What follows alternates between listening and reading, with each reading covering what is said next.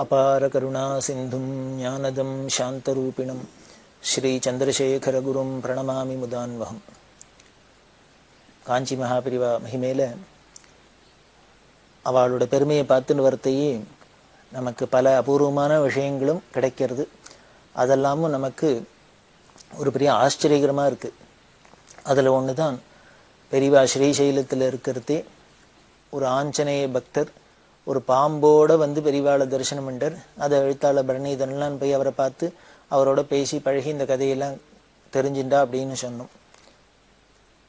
அந்த ஆஞ்சநேய உபாசகருக்கு அவர் எப்போ நினைச்சாலும் பூஜை பண்ணுறதையெல்லாம் சர்ப்பங்கள்லாம் வந்து அவருக்கு தரிசனம் கொடுக்கறது கூட இருக்குது அப்படிங்கிறதெல்லாம் பார்த்தோம். அதே மாதிரி தான் பெரியவா உபன்யாசம் பண்ணுறதே ஒரு பெண்ணுக்கு பாம்பு குழந்தை பிறந்ததை பற்றியும் சொன்னா அப்படின்னு பார்த்தோம். ஒரு அம்மாவுக்கு பாம்பு குழந்தை பிறந்து அதை ஒரு நாளைக்கு இந்த அம்மா வெளியில் போயிருக்கிறதே அந்த வீட்டில் இருந்த கிழவி தெரியாதனமாக சுட சுட பாலை கொண்டு ஊத்துற இடத்துல அந்த பாம்பு படுத்துன்னுக்கிட்டு அது மேலே இடத்துல இந்த நாகேஸ்வரனை பார்த்துருக்க.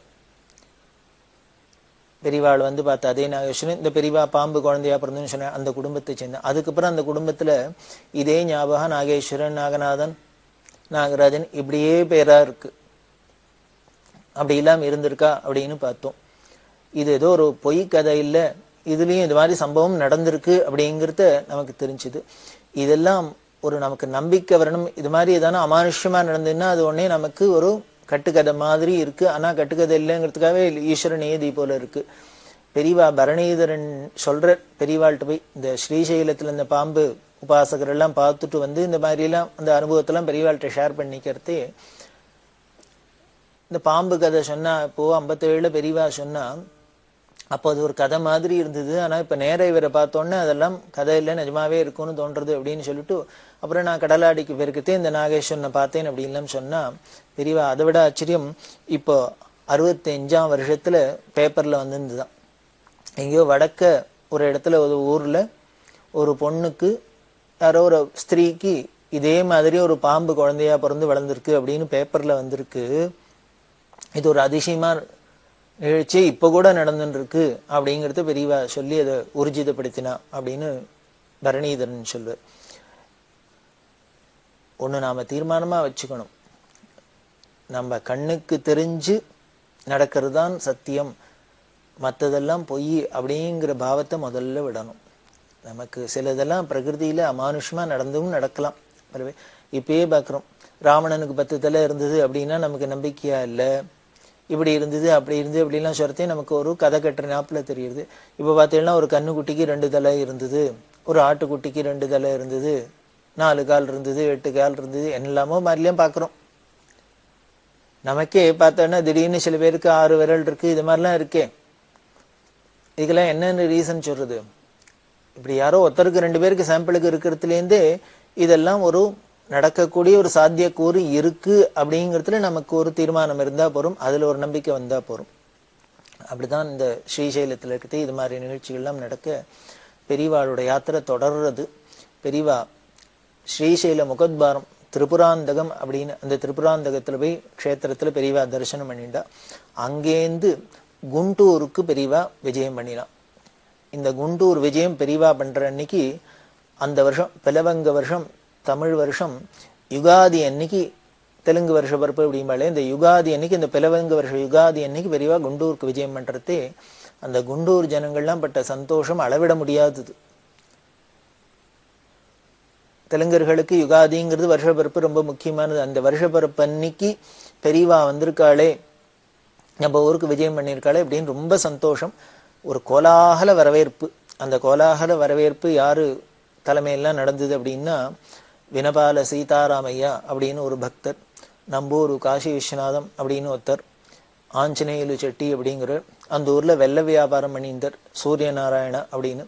இவா எல்லாருமே சேர்ந்துன்னு ஒரு பெரிய கமிட்டி அமைச்சு பெரியவாளுக்கு மிகப்பெரிய ஊர்வலம்லாம் வச்சு இந்த குண்டூரில் ரொம்ப விசேஷமாக ஏற்பாடு பண்ணியிருந்தா. இந்த யுகாதி அன்னிலேருந்தே வசந்த நவராத்திரி ஆரம்பிச்சிடும். நவராத்திரி இந்த பங்குனி மாதம் அமாவாசை கழிச்சா மறுநாள் பிரதம யுகாதி பண்டிகை. அன்னிலேருந்து ஆரம்பிச்சு வசந்த நவராத்திரி ஆரம்பிச்சுடுத்து. இந்த வசந்த நவராத்திரி 9 நாளும் பெரியவா வேற எங்கும் போக மாட்டா, ஒரே இடத்துல தான் இருக்கணும். அந்த குண்டூர்ல வசந்த நவராத்திரிய கொண்டாடினா. எங்க தங்கியிருந்தா அப்படின்னா, குண்டூர்ல பார்வதிபுரம் அப்படிங்கிற இடத்துல ஸ்ருங்கேரி சங்கர மடம் இருக்கு. அந்த ஸ்ருங்கேரி சங்கர மடத்துல தான் பெரியவா இந்த வசந்த நவராத்திரிக்கா தங்கியிருந்தா. ரொம்ப விரிவா ஏற்பாடு பண்ணியிருந்தா. யாகசாலைகள்லாம் ஏன்னா ஸ்ரீவித்யா ஹோமம், ராமமந்திர ஹோமம் இதெல்லாம் நடக்கும் இந்த நவராத்திரி சமயத்துல. அதுக்கெல்லாம் யாகசாலைகள்லாம் போட்டு பெரிய பந்தல் போட்டு 2000க்கும் மேற்பட்ட ஜனங்கள் உட்காந்து சௌரியமா உட்காந்து தரிசனம் பண்றாப்பெல்லாம் ஏற்பாடு பண்ணி ரொம்ப விவரமா அங்க எல்லாம் ஏற்பாடு பண்ணப்பட்டிருந்தது. அந்த ஸ்ருங்கேரி சங்கர மடத்துல சிவனோட சன்னதி இருக்கு, சாரதாம்பா சன்னதி இருக்கு. இதெல்லாம் போய் பெரியவா ஜெயேந்திர சரஸ்வதி சுவாமிகள் 2 பேரும் தரிசனம் பண்ணிட்டு அந்த ஸ்ருங்கேரி மடத்துல உள்ள அந்த கோவிலுக்கு பெரியவா 2 வெள்ளி குத்தி விளக்கு காணிக்கையா சமர்ப்பணம் பண்ணினா. அப்படி எல்லாம் பண்ணிட்டு இந்த வசந்த நவராத்திரி முடிஞ்சோன்னு ஸ்ரீராமநவமி எல்லாம் பூர்த்தி ஆனோன்னு பெரியவா நேர கிளம்பி அடுத்தது அமராவதி அப்படிங்கிற க்ஷேத்திரத்துக்கு வந்தா. இந்த குண்டூர்ல இருந்து 30 கிலோமீட்டர். இந்த அமராவதி இந்த வசந்த நவராத்திரி முடிஞ்சோன்னு மறுநாளே சந்திர கிரகணம் வந்துருத்து. இந்த சந்திர கிரகணம் வந்ததுனால நேர அமராவதிக்கு வந்தா. இந்த அமராவதிங்கிறது பெரிய க்ஷேத்திரம். அங்க சுவாமி அமரேஸ்வரர் அப்படின்னு பேரு. அமரர்கள் அப்படின்னாலே தேவர்கள் அப்படின்னு நமக்கு எல்லாருக்கும் தெரியும். தேவர்கள்லாம் பரமேஸ்வரன்ட்ட பிரார்த்தனை பண்ணி அவள்லாம் ஒரு சமயத்துல இந்த இடத்துல வந்து இது கிருஷ்ணா நதி தீரம்.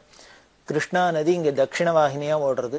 இந்த தட்சிண வாகினியா ஓடுற இந்த கிருஷ்ணா நதிக்கரையில வந்து தேவர்கள்லாம் தபஸ் பண்ணி பரமேஸ்வரன் பிரத்யட்சமாக அவளுக்கு அனுகிரகம் பண்ணார். அப்ப தேவர்கள்லாம் வேண்டிண்டா, சாமானிய ஜனங்களும் கூட எல்லாரும் உங்களை தரிசனம் பண்ணி உங்களோட அனுகிரகத்தை அடையணும், நாங்கள்லாம் அடைஞ்சாப்புல அவளும் அனுகிரகத்தை அடையணும், அதனால இங்க லிங்காகாரமா எப்பொழுதும் இருந்து அனுகிரகம் பண்ணும் அப்படின்னு பிரார்த்தனை பண்ண தேவர்களோட பிரார்த்தனைக்காகவே பரமேஸ்வரன் அங்க அமரேஸ்வரா இருக்கார்.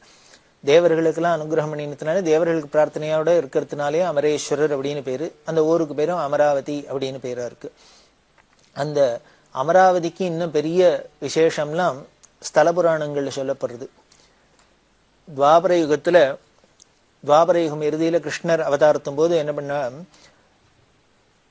சௌனகாதி மகரிஷிகள்லாம் நாரதர்கிட்ட போய் கேட்டா, எங்களுக்கெல்லாம் மோட்சத்துக்கு அடையறதுக்கு என்ன பண்ணணும்னு ஏதான ஒரு வழி சொல்லுங்க அப்படின்னு. மோட்சத்துக்கு அடையறதுக்கு வழி சொல்லுங்கன்னு சௌனகாதி ரிஷிகள் எல்லாமே நாரதர்கிட்ட கேட்கிறா. நாரதர் உடனே என்ன பண்ணினார், இந்த அமராவதி க்ஷேத்திரத்தோட மகிமையை சொல்லி அந்த கிருஷ்ணா நதியோட பெருமையை சொன்னார். இந்த கிருஷ்ணா நதி எப்படி உற்பத்தி ஆச்சு அப்படின்னா, சாட்சாத் கிருஷ்ண பரமாத்மாவோட ஆணையினால கிருஷ்ண பரமாத்மாவே உற்பத்தி பண்ணின நதி கிருஷ்ணா நதி. அதனாலதான் அவர் பேர்லயே இருக்கு போல இருக்கு. கிருஷ்ணா நதியை உற்பத்தி பண்ணினர். அது இங்க தட்சிண வாகினியா ஓடுறது. அப்பேற்பட்ட தேவதைகள் எல்லாமே பூஜை பண்ணி பிரதிஷ்டை பண்ணினா அமரேஸ்வரர் இருக்கார். இங்க போய் நீங்க கிருஷ்ணா நதியில ஸ்நானம் பண்ணிட்டு அமரேஸ்வர தரிசனம் பண்ணிட்டு இருக்கோ, உங்களுக்கு மோட்சத்துக்கு வேற ஒண்ணும் பண்ண வேண்டாம் அப்படின்னு நாரதர் உபதேசம் பண்ணினதா அந்த ஸ்தல புராணம் சொல்றது. பெரிய 5 அடிக்கு 5 மீட்டர் அளவுக்கு வெள்ள செலவக்கல்லுல அமரேஸ்வரர் சுவாமி. அப்படி ஒரு மகிமை வாழ்ந்து இந்த அமராவதியில இந்த சந்திர கிரகணத்துக்காக கிருஷ்ணா நதியில ஸ்நானம் பண்ணி அமரேஸ்வரர்கிட்ட தரிசனம் பண்ணணும் அப்படிங்கிறதுக்காக பெரியவா 2 பேரும் இங்க வந்தா. இப்படி குண்டூர் விஜயத்தை முடிச்சுண்டு இந்த அமராவதியும் முடிச்சுண்டு பெரியவா வரத்தே, அந்த அமராவதியில வந்திருக்கிறதே பெரியவாளுக்கு அங்கங்க போறதே ஏதோ அந்த ஊர்ல சுவாமியை தரிசனம் பண்றது, தீர்த்தத்துல ஸ்நானம் பண்றது, இப்படி மத சம்பந்தமான இந்த ரிலீஜியஸ் விஷயங்கள தான் ஆஸ்பெக்ட்ஸ் தான் பார்ப்பான்னு இல்லை. எல்லாத்தையும் இதுல ஹிஸ்டாரிக்கல்ல இருந்து ஆரம்பிச்சு புராண ரீதியா அதுக்கு பெருமை இருக்கட்டும், ஹிஸ்டாரிக்கலா என்னென்ன இருக்குங்கிறதெல்லாமும் சொல்லுவா. அதுல பார்த்தீங்கன்னா நமக்கு சரித்திர ஆராய்ச்சியாளர்கள் மூலமா தெரிய வருது, இந்த அமராவதியில ஒரு காலத்துல பெரிய வித்யாபீடம் இருந்திருக்கு, அதாவது யூனிவர்சிட்டி இருந்திருக்கு, பெரிய யூனிவர்சிட்டி. அது பார்த்த கடிகாஸ்தானம் அப்படின்னு சொல்லுவா. அந்த கடிகாஸ்தானம் அங்க இந்த அமராவதியில இருந்திருக்கு அப்படின்னு சரித்திர ஆராய்ச்சி மூலியமா தெரியுது. அந்த கடிகாஸ்தானத்துல சைனா, ஜப்பான், இன்னும் சயாம், திபேத், ஸ்ரீலங்கா முதலான நாட்டுல உள்ள மாணவர்கள்லாம் வந்து இங்க வித்தைகள்லாம் கத்துண்டு போயிருக்கா அப்படின்லாம் நமக்கு ஆராய்ச்சி மூலியமா தெரியுது. அப்படி ஒரு இன்டர்நேஷனல் அப்படின்னு சொல்றா, சர்வதேச ஒரு பல்கலைக்கழகம் அங்க அமராவதியில இருந்திருக்கு அப்படிங்கிறதையும் பெரியவா அப்ப சொல்றா. அதே மாதிரி பௌத்தர்களுக்கு, பௌத்த மத சம்பந்தமான பௌத்தர்களுக்கு எல்லாமும் இந்த அமராவதி அப்படிங்கிறது ஒரு முக்கியமான ஒரு ஸ்தலமா இருந்திருக்கு ஒரு காலகட்டத்துல. அந்த அமராவதி யாத்திரையை முடிச்சுட்டு பெரியவா அடுத்தது போனது மங்களகிரிங்கிற இடம். நமது தேசத்துல நரசிம்மருக்கு முக்கியமா வச்சுண்டு 8 நரசிம்ம கஷேத்திரம் ரொம்ப பிரசித்தமானது, ரொம்ப முக்கியமானது. அந்த 8 நரசிம்ம கஷேத்திரத்துல ஒண்ணும் இந்த மங்களகிரி அப்படிங்கிறது. இந்த அது மங்களகிரி அப்படின்னு ஒரு யானை மாதிரி, யானை படுத்துண்டாப்புல இருக்குமா அந்த மலை. அந்த யானை மாதிரி இருக்கிற மலை மேல நரசிம்மர் இருக்கார். இந்த மங்களகிரி நரசிம்மரை ரொம்ப சாதாரண ஜனங்களுக்கு கூட தெரியும். பானக நரசிம்மர், பானக நரசிம்மர் அப்படின்பா. அந்த மலை மேல ஒரு நரசிம்ம சுவாமி இருக்கார். வாய பழந்துன்னு இருக்கிறாப்புல ஒரு நரசிம்ம சுவாமி உக்ர ரூபமா. இவெல்லாம் நரசிம்மருக்கு பானகம் பிரீத்தி அப்படிங்கிறதுனால யாரு போனாலும் இந்த தரிசனத்துக்கு போறவாள்லாம் என்ன பண்ணுவா அப்படின்னா, பானகத்தை கரைச்சி எடுத்துன்னு போக வேண்டியது. எடுத்துனுமே இந்த நரசிம்மரோட வாயில விட்டாக்க இவ எத்தனை ஊத்துறாளோ அதுல பாதி வெளியில வந்துரும் இவாளுக்கு பிரசாதமா. இவ 1 லிட்டர் ஊத்தினா 1/2 லிட்டர் திரும்பி வரும், 1/2 லிட்டர் ஊத்தினா 1/4 லிட்டர் திரும்பி வரும், 100 மில்லி ஊத்தினா 50 வெளியில வரும். இப்படி யாரு எத்தனை ஊத்தினாலும் அதுல பாதி வெளியில வருது அப்படின்னு இது ஒரு அதிசயமா இருக்கு. அதுல வேடிக்கை இன்னொரு அதிசயம் என்ன அப்படின்னா, இத்தனை பேர் வர ஜனங்கள்லாம் ஒரு நாளைக்கு எத்தனை பேர் வருவா, எத்தனை யாத்திரிகள்லாம் வருவா. வந்து இது மாதிரி ஒரு அமானுஷமா ஏதோ ஒண்ணு நடக்கிறது, ஒரு சுவாமி விக்கிரகத்துக்குள்ள நாம ஊத்தினோம்னா அது உடனே திரும்பி வருது அப்படின்னா இது எதனால என்ன அப்படின்னு இந்த அதிசய பாக்குறதுல எல்லாருக்குமே ஒரு ஆர்வம் இருக்கும் இல்லையோ. அதனால பணம் கொண்டு போகாத கூட அங்க போய் தானே கரைச்சி ஊத்துவா போல இருக்கு. இப்படி பிரசாதமா வரும் அப்படின்னு அது எல்லாருக்கும் ஒரு நம்பிக்கை, ஒரு ஆரோக்கியம் அப்படின்னு. இத்தனை பேர் பானகம் கொண்டு ஊத்துறா, இத்தனை பானகம் கீழே செஞ்சிருக்கலாம், எல்லாம் பண்ணிக்கலாம். ஆனால் ஒரு எறும்பு கூட அங்க வராத இருக்கிற ஒரு அதிசயம் உண்டு. இப்படி இந்த மங்களகிரியில பானக நரசிம்மர், இத போய் பெரியவா தரிசனம். அங்க ஒரு பெரிய புஷ்கரணி இருக்கு. அந்த புஷ்கரணியில ஸ்நானம் பண்ணி பெரியவா இந்த பானக நரசிம்மரை தரிசனம் பண்ணிட்டா அந்த க்ஷேத்திரத்தோட பெருமையெல்லாம் எல்லாருக்கும் எடுத்து சொல்லிட்டு அதெல்லாம் பண்ணிட்டு பெரியவா அடுத்து நேர விஜயவாடாக்கு வரா. விஜயவாடாங்கிறது பெரிய க்ஷேத்திரம். பஞ்சபாண்டவர்கள்ல ஒருத்தரான அர்ஜுனன், அவருக்கு சம்பந்தப்பட்டது இந்த விஜயவாடா. அர்ஜுனனுக்கு விஜயன் அப்படின்னு ஒரு பேரு, வில்லுக்கு ஒரு விஜயன் அப்படின்னு சொல்றோம். விஜயன்கிறதும் அர்ஜுனனோட பேரு தான். இங்க பார்த்தேன்னாலே தெரியுது, பக்கத்துல ஸ்ரீசைலம் அப்படின்னா அர்ஜுனனுக்கு பாசுபதம் கிடைச்சது. இந்த விஜயவாடா இப்படி எல்லாம் ஒவ்வொரு இடத்தையும் பார்த்தீங்கன்னா பக்கத்துல இருக்கிற ஒரே ஒரு ஆளுக்கு சம்பந்தப்பட்டது, ஒரு கதைக்கு சம்பந்தப்பட்ட லிங்கோடையே இருக்கு. அதனாலதான் பெரியவா பரணிதரன்ட்ட ஒவ்வொரு கோவிலுக்கும் ஸ்தல புராணம் இருக்கு, அதெல்லாம் விவரமா எழுது அப்படின்னு திருத்தல பெருமை அப்படின்னு ஒரு புஸ்தகம் எழுதினர். அதுல பார்த்தீங்கன்னா பெரியவா அதான் சொல்றா. குறிப்பா அதுக்கு உதாரணமா சொல்றா. இப்ப தஞ்சாவூர் ஜில்லாலாம் எடுத்தீங்கன்னா கிராமத்துக்கு கிராமம் ஒரு பிரசித்தமான கோவில் இருக்கு. ஒவ்வொரு கோவிலுக்கும் அந்த கோவிலோட ஊரோட பெருமை, அந்த ஸ்தலத்தோட பெருமை, அங்க உள்ள தீர்த்தத்தோட பெருமை, அந்த க்ஷேத்திர மூர்த்தியோட பெருமை இதெல்லாம் சொல்லப்படுது. இதெல்லாம் ஸ்தல புராணம் அங்க ஒரு வழக்கத்துல இருந்துருக்கு. ஒவ்வொரு ஊருக்கும் ஒவ்வொரு கதை சொல்றா. இதே பார்த்தேன்னா அந்த கதையெல்லாம் கோர்வையா எடுத்துன்னு பார்த்தா ஏதோ அதுல ஒரு பூர்ணமா ஒரு லிங்க் வருது. ஒரு ஊர் கதை தனியா இன்னொரு ஊர் கதை தனியா அப்படின்னு இல்லாத அந்த ஊர் கதையில அவ என்ன சொல்றாளோ அதுக்கு தொடர்புள்ளதா நிகழ்ச்சி நடந்ததா இந்த ஊர்ல கதை இருக்கு. இந்த ஊர்ல சொல்ற ஒரு நிகழ்ச்சிகளுக்கு தொடர்புள்ளதா அடுத்த ஊர்ல இன்னொரு கதை இருக்கு. அதை போலதான் இப்படி ஒண்ணுக்கு ஒண்ணு லிங்க் இருக்கிறதுனாலே பெரியவா சொல்றா இதெல்லாம் பொய்யா இருக்கிறதுக்கு சான்ஸ் இல்லை. அப்படி பொய்யா இருந்ததுன்னா ஒரு ஊருக்காரா சொல்ற கதையே அதோட கண்டினியூஷனே இன்னொரு ஊருக்காரா சொல்லியிருக்க மாட்டேன் நிச்சயம். என்ன எல்லாரும் ஊருக்காரான்னு சேர்ந்து நாங்க இது மாதிரி பொய் சொல்ல போறோம், நீங்க அதுக்கு அனுகூலமா இன்னொன்னு நீங்க ஒரு பொய் சொல்லுங்க அப்படின்னு சொல்லிட்டு எழுதுவாளா என்ன? அதெல்லாம் பண்ண மாட்டா. இந்த ஸ்தல புராணத்தை எடுத்து பார்த்தாலே நமது புராண இதிகாசங்கள்லாம் உண்மை அப்படிங்கிறதுல நமக்கு ஒரு நம்பிக்கை வராப்புல இருக்கும். அப்படி ஒண்ணுக்கு ஒண்ணு லிங்க் இருக்கும் அப்படின்னு சொல்றா. இது எதுக்கு சொல்ல வந்தேன் அப்படின்னா, ஸ்ரீசைலமா இருக்கட்டும், விஜயவாடா இருக்கட்டும், அப்படி இருக்கட்டும் இப்படி இருக்கட்டும், இது மாதிரி பல க்ஷேத்திரங்களுக்கு பார்த்தீங்கன்னா அங்க சொல்ற கதைக்கெல்லாம் புராணங்களுக்கெல்லாம் லிங்க் ஒன்னோட ஒண்ணு ஏதோ ஒரு கனெக்ஷன் இருக்கு அப்படின்னு தெரியுது. பெரியவா விஜயவாடாக்கு வந்தா 1967 ஏப்ரல் மாசம் 28 விஜயவாடாக்கு பெரியவா விஜயம் பண்ணினா. அங்க லப்பிப்பேட்டை அப்படிங்கிற இடத்துல வெங்கடேஸ்வர சுவாமி ஆலயம், அங்க பெரியவா தங்கி இருந்தா. அதுக்கப்புறம் அங்க டவுன்ல, பழைய டவுன்ல கன்னிகா பரமேஸ்வரி கோவிலுக்கு பக்கத்துல அன்னசத்திரம் அப்படின்னு ஒண்ணு, அங்கேயும் பெரியவா தங்கியிருந்தா. இந்த லப்பிப்பேட்டையில நிறைய நாள் தங்கி அங்க சங்கர ஜெயந்தி எல்லாம் கொண்டாடி எல்லாம் பண்ணியிருக்கா.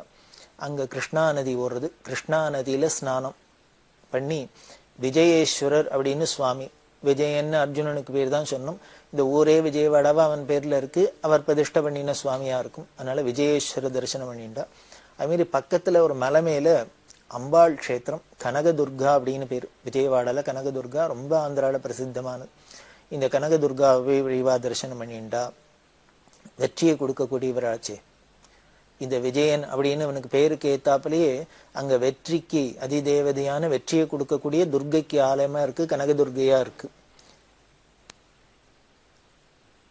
அந்த கனகதுர்கையை தரிசனம் பண்ணிட்டா. அந்த வருஷம் சங்கர ஜெயந்தி மே மாசம் 14ஆம் தேதி, 1967 வருஷம் மே மாசம் 14ஆம் தேதி சங்கர ஜெயந்தி. அந்த சங்கர ஜெயந்திய விஜயவாடால ரொம்ப விமர்சையா விரிவா கொண்டாடி வித்வத் சதஸ்லாம் வச்சா. சங்கர ஜெயந்தியில 5 நாளைக்கு ரொம்ப விமர்சையா பூஜையெல்லாம் நடக்கும். ஆச்சாரியால் எடுத்துன்னு போய் பக்கத்துல கிருஷ்ணா நதி தீரத்துல அபிஷேகம்லாம் பண்ணி ஊர்வலமா எடுத்துன்னு வருது. அது மாதிரி கார்த்தாலேருந்து சாயந்தரம் வரைக்கும் பார்த்தீங்கன்னா நாள் முழுக்கலும் அன்னைக்கு பெரிய கொண்டாட்டமா இருக்கும், விசேஷங்கள்லாம் இருக்கும். இது இன்னி வரைக்கும் எப்பொழுதும் நடந்துட்டு இருக்கிறது. அதை போலதான் இந்த 67ஆம் வருஷமும் இந்த சங்கர ஜெயந்தியில விமர்சையா விஜயவாடால கொண்டாடப்பட்டது. அந்த விஜயவாடால நடக்கிறது வித்வத் சதஸ்லாம் நடக்கும். அந்த வருஷம் வித்வத் சதஸ்ல மேட்டூர்ல எல்லாருக்கும் வேதெல்லாம் சொல்லி கொடுத்துட்டு ஒரு வேத வித்து இருந்தார். அவர பேர் முல்லவாசல் பிரம்மஸ்ரீ ராஜகோபால கணபாட்டிகள் அப்படின்னு பேரு. இவர் பல பேருக்கு வேதம் சொல்லி கொடுத்து பல வித்வான்களை உருவாக்கினவர். இந்த மேட்டூர் கணபாட்டிகளோட ஸ்டூடெண்ட்ஸ் ஒரு 12 பேர் முதல் ரேங்க்ல தேறினவா எல்லாரும் இந்த வித்வத் சதஸ்க்கு வந்திருந்தா. அவளுக்கெல்லாம் ஆளுக்கு 2000 ரூபாய் சம்பாவனை பண்ணப்பட்டது. இன்னும் தக்க விதத்துல கௌரவம் எல்லாம் படுத்தி ஒரு பெரிய வித்வத் சதஸ்லாம் அப்ப அந்த வருஷம் நடந்தது. இந்த விஜயவாடாக்கு வரத்துக்கு முன்னால இந்த விஜயவாடா பக்தாலாம் என்ன நினைச்சிருந்தா, பெரியவாளுக்கு 1967ஆம் வருஷம் பெரியவாளோட பீடாரோகண வைர விழா அப்படிங்கிறது நாம முன்னாலே பார்த்தோம். பெரியவா 1907ஆம் வருஷம் பீடத்துக்கு வந்தா. 60 வருஷம் பூர்த்தியாச்சு 1967ஆம் வருஷம். அந்த வைர விழாவை ரொம்ப நாளா கொண்டாடணும் அப்படின்னு எல்லா நாட்டுல இருக்கிற எல்லா இடத்துல உள்ளவெல்லாம் ஆசைப்பட்டா. ஆனா பெரியவா அதை ஒன்றும் பெருசா என்கரேஜ் பண்ணல. அந்த பீடாரோகண வைர விழா அன்னைக்கு பெரியவா தான் அஹோபிலத்துல இருந்தா, நரசிம்மர் சந்நிதியில இருந்தா அப்படின்லாம் நாம பார்த்தோம். இந்த விஜய விழாக்காரெல்லாம் என்ன நினைச்சிருந்தா, 2 லட்சம் ரூபாய் கலெக்ட் பண்ணி பெரியவா என்ன சொல்றாளோ அவளுக்கு பிடிச்சாப்புல அது ஒரு காரியத்துக்கு உபயோகப்படுத்தணும் அப்படின்னு ஆசைப்பட்டு பெரியவாள்கிட்ட சொன்னா. பெரியவாளுக்கு இந்த விஷயம் தெரிஞ்சோன்னு என்ன பண்ணிட்டா, பண்ணப்படாது அப்படின்னுட்டா.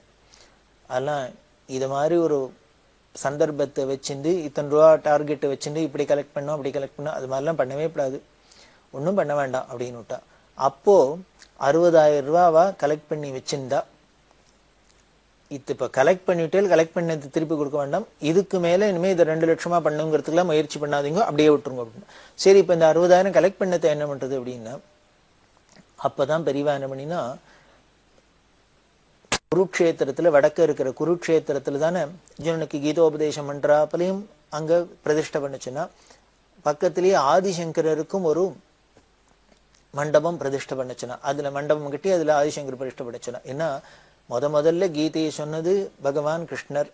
அதுக்கப்புறம் ஆதிசங்கர பகவத் பாதால் அந்த கீதைக்கு பாஷ்யம்லாம் பண்ணி அந்த கீதையோட தாத்பரியம் என்ன, அதுல என்ன இருக்கு, சத்தியமான கருத்து இருக்கு அப்படிங்கிறத கீதா பாஷ்யம் பண்ணினார் இல்லையா. அதனால ஒரிஜினலை சொன்னவருக்கும் அங்க இருக்கணும், சந்நிதி இருக்கணும், அதுக்கு பாஷ்யம் பண்ணின ஆச்சாரியாளுக்கும் சந்நிதி இருக்கணும். அப்படிங்கிறதுனால இந்த குருக்ஷேத்திரத்துல கீதோபதேசத்தை சிற்பமா வடிக்க சொல்லி அங்க பிரதிஷ்டை பண்ண சொல்லி ஆதிசங்கருக்கும் ஸ்தாபனம் பண்ணா. அதுக்கு இந்த 60,000 ரூபாயை உபயோகப்படுத்திக்க சொன்னா.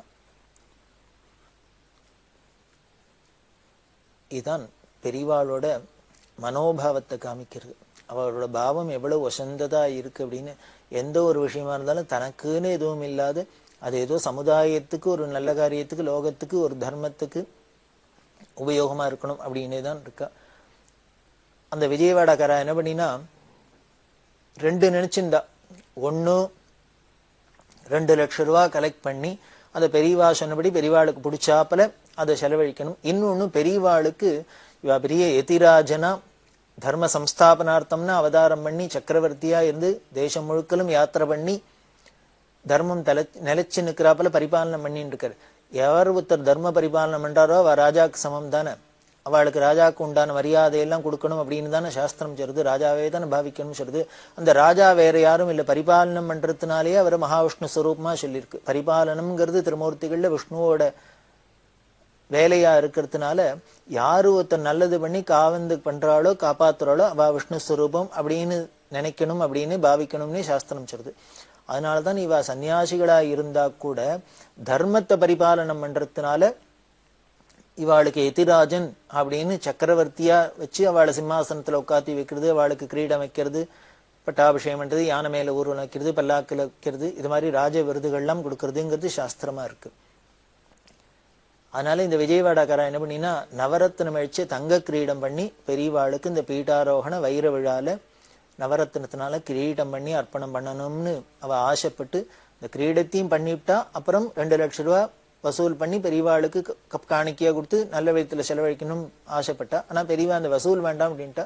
இந்த கிரீடம் பண்ணி வச்சதுனால இவாளோட வற்புறுத்தலுக்காக தன்னோட இளவரசான ஜெயேந்திர சரஸ்வதி சுவாமிகள் பெரியவாளுக்கு அந்த கிரீடத்தை சாத்த விஜயவாடால பெரியவாளுக்கு இந்த நவரத்ன கிரீடம் காணிக்கையா செலுத்தப்பட்டது. இந்த 1967ஆம் வருஷம் இந்த கிரீடம் சிம்மாசனம் அது இது அப்படின்னு ஒண்ணு காஞ்சி காமகோடி பீடாதி விதிகள் அவளுக்கு பகவத்பாதா காலத்திலேருந்து இவாளுக்கு இந்த ராஜா சின்னம் எல்லாம் இருந்தா கூட அவ ஞானிகளா இருக்கிறதுனால யோகீஸ்வராளா இருக்கிறதுனால அதை ஒன்றும் அதிகமா பாராட்டிண்டு அதை வச்சுன்னு ஒரு பெருமையா அவ கொண்டாடிண்டு அதை உபயோகப்படுத்தின்றது இல்லை. எல்லாம் இருக்கு, ஏதோ முக்கியமான காலகட்டங்கள்ல மட்டும் அவ உபயோகப்படுத்துறதா இருக்கு. இது அவளோட ஞான முதிர்ச்சியை காமிக்கிறதுன்னு சொல்லி அப்பேற்பட்ட விஜயவாடால அவளுக்கு கோலாகலமா நடந்த இந்த விழாவுக்கு அப்புறம் பெரியவா தன்னோட யாத்திரையை தொடர்றா. அதை நாம தொடர்ந்து பார்க்க போறோம்.